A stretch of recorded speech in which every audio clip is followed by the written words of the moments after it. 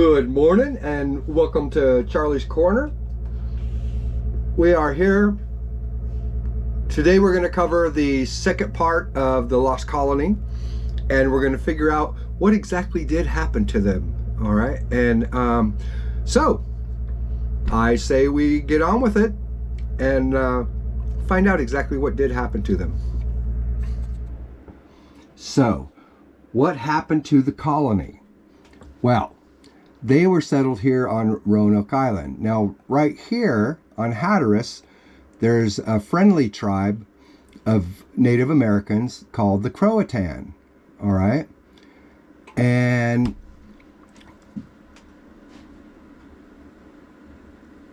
so when Raleigh didn't show back up, when his ships didn't show back up, the colonists had nothing else that they really could do.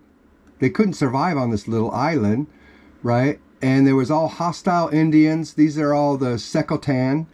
The Secotans were very hostile to the whites, but these guys were friendly. So if the colonists come down here and they intermingle with the Croatan and they live with them, then they're safe and the Indians will take care of them, right? But then this island is much too small for the tribe that was there plus another 120. So what do? You get together and you come across here in your canoes and you go to war with these Secotans that are here and you push them out, push them west. All right? And then you have all this area for your people, right? What just so happens that there is a area right here called Beachland. And let me get into that. But first let me show you the Indians, tribes at that time. Here they are. Okay, we had the Hatteras Indians on these islands, which, and here's Hatteras right here. And also known as the Croatan. And then we had the Secotans all here. Down in this area was the Machapunga, all right? And the Wampanoag were over here near Edenton and all on this north shore up here. And the Chowan were north of them. But anyways, so they hook up with these Croatans here. They come across, there's an inlet actually right here. And they come into here and they push all the Secotans out of this area. All right. Now they've got all this hunting area that they can occupy. Okay. But this area is all swamp.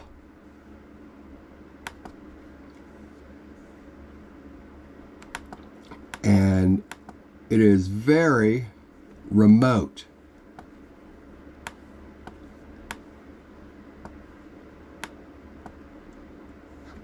Here it is right here.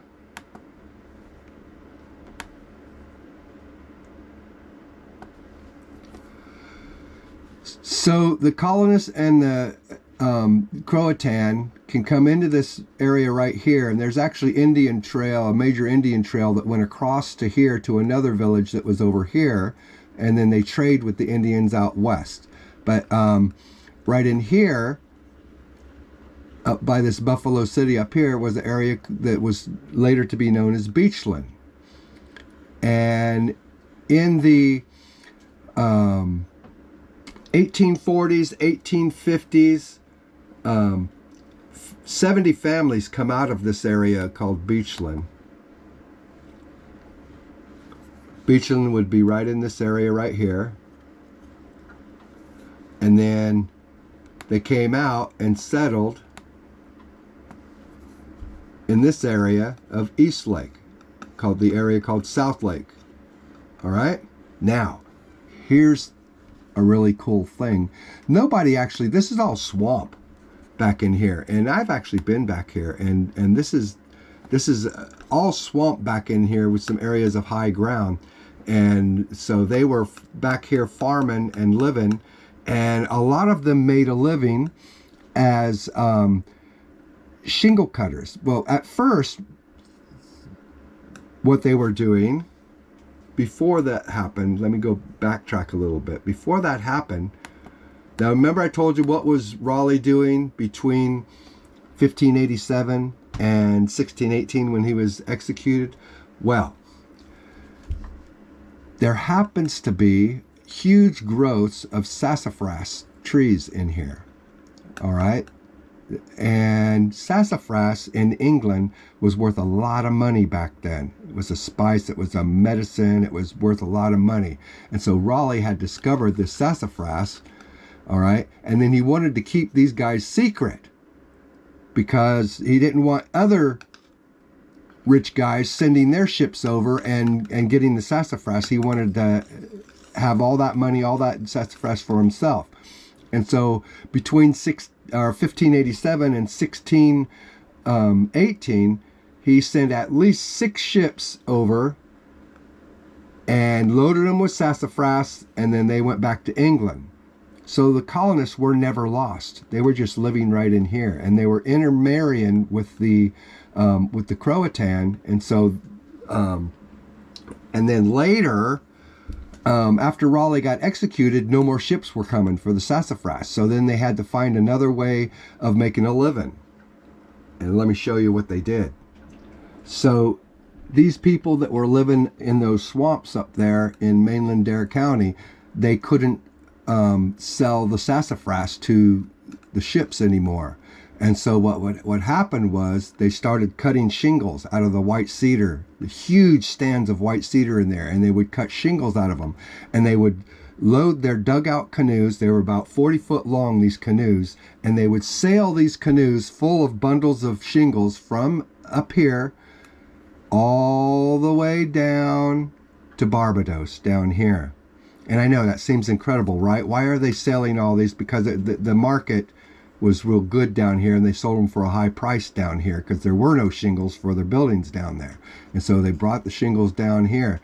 And there's a little interesting story about that. So historians have been talking about this, right?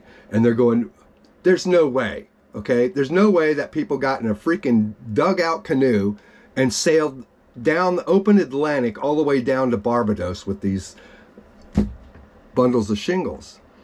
You know, so they decided, you know what they did? They actually got this Navy commander. Because he was an expert in this, you know, he's a Navy commander. And so they asked him, they go, how is it that people could get in a 40-foot dugout canoe and sail down to Barbados with these loads of shingles? And you know what the commander told him? He goes, well, nobody told them they couldn't do it. You think about that, actually. I mean, gonads this big, huge, out there in a canoe. I've been out there. It is not fun out there.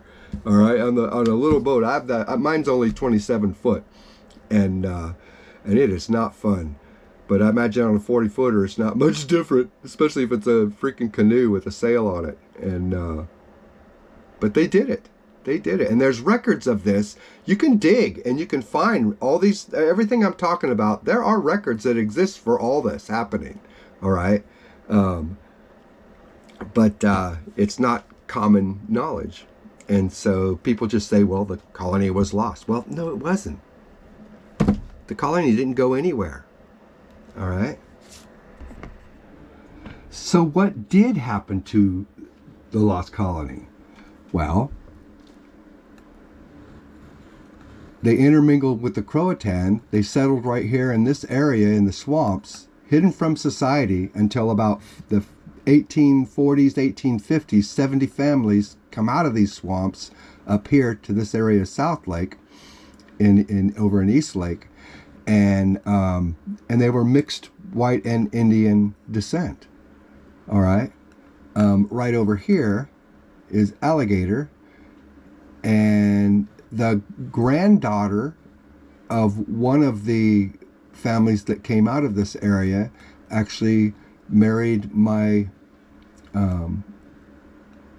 ancestor, and so that story actually is coming, and eventually led down to me.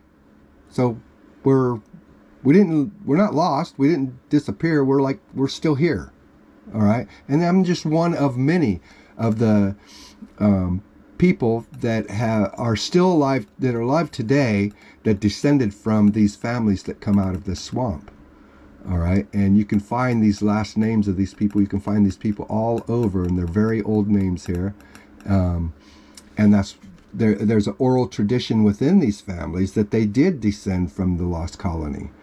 But it's an oral tradition, and people don't take oral tradition as seriously as written tradition. But sometimes it's spot on.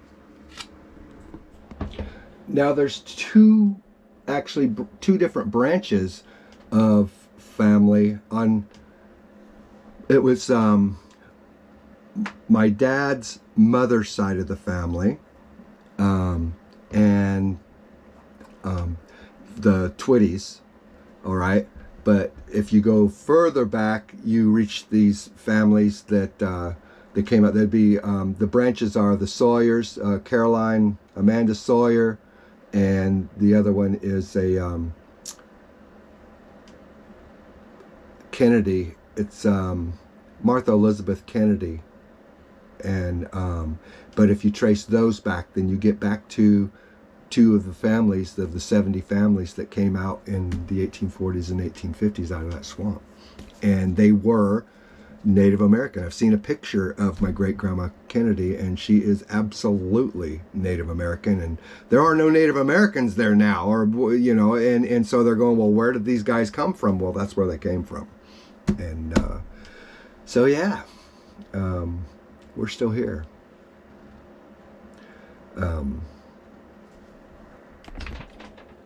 Now, you don't have to take my word for it, all right? You want to see documented proof? There's a book, and you can see the title and the author. This is a historian who did all the research, and all the documentation for that, what I just told you, is right in this book.